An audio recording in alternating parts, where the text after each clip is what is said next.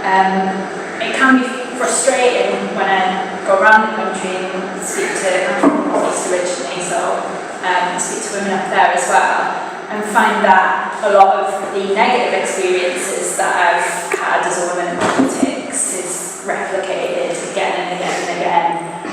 The same challenges come up, but I also find it quite heartening sometimes that the challenges that we do face are being faced head-on by some amazing women across our movement. So I'm hoping to get as much out of you guys today as you might get out of me speaking. So there's two things that I really wanted to talk about, probably preaching to the converted, but why it's important that as women we don't just take part in activism, but we do stand for office, council, MP, that sort of thing. And then number two, obviously, the more practical elements of my experience of doing that very recently in May. So first of all, as you probably know, this year has seen the 100th anniversary of the first law of women in Bournemouth. And I think if they could see us today, they'd be amazed at what we've achieved as women in politics. All of the female councillors standing across the country, and how many MPs we now have in Parliament. But obviously we've got a long way to go, a lot of challenges, and the Labour Party, as always, is leading on gender representation. I think in 2017, 44% of our councillors were women, and that compares to around 30% overall with all the parties. So that's replicated in Southampton, where we've got about 44% on the Labour group that are women. So we're getting close to that sort of gender parity. But obviously, those women aren't getting promoted into cabinet positions as often as men, and they're not leaders of councils as often as men get to that position. And if you look at our new metro mayors, none of them were women. So even within our movement, even though we're doing very good work, we've got a lot of things to face in the future. And I used to get like, why is that important? You know, is it just diversity for the sake of it? Why do you just want 50% of women? Well, first of all, we're 50% of the country, so anyone should want the decision-making bodies to be as representative as possible, and that means having 50% of women in council, in parliament, in any other decision-making body that we have. Number two, diversity is strength. No matter what kind of diversity that is, if you've got a lot of different people from a lot of different perspectives, who've had different life experience coming at an issue and a challenge, you're going to be better able to face that challenge, to get those solutions, and have that solution work for as many different people as possible. So that's number two. But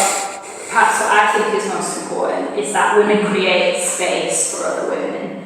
A lot of the political norms, political behavioural norms are set by men.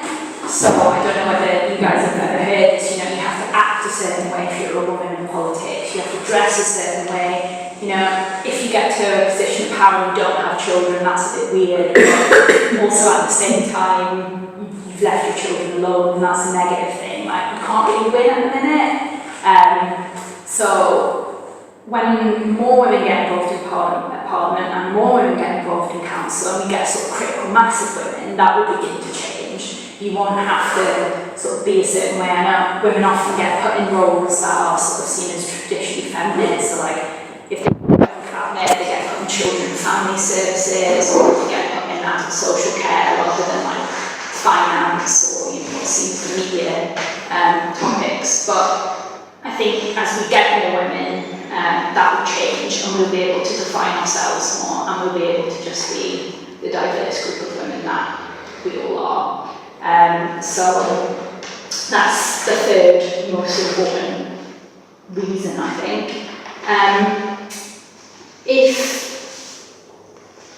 When I decided to stand, I was full of doubts. I was like, can I do this? Don't I need to be this way or this way? And I wasn't sure whether I was going to stand. And then I thought to the old suffragettes saying deeds not words. And I thought I spent so much time speaking to women and saying, you should stand, like, we need more women. And I just thought, well, here I am perfectly able to do this. Like, it's my responsibility now to step up, take that next level of my activism and stand for council.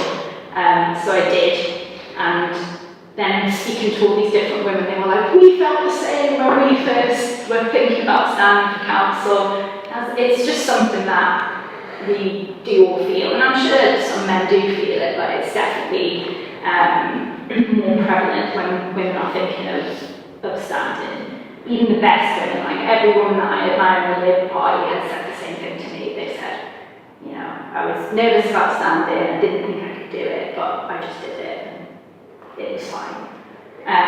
My main piece of advice would be just to sort of forget the skills you think you need. Most people just learn on the job.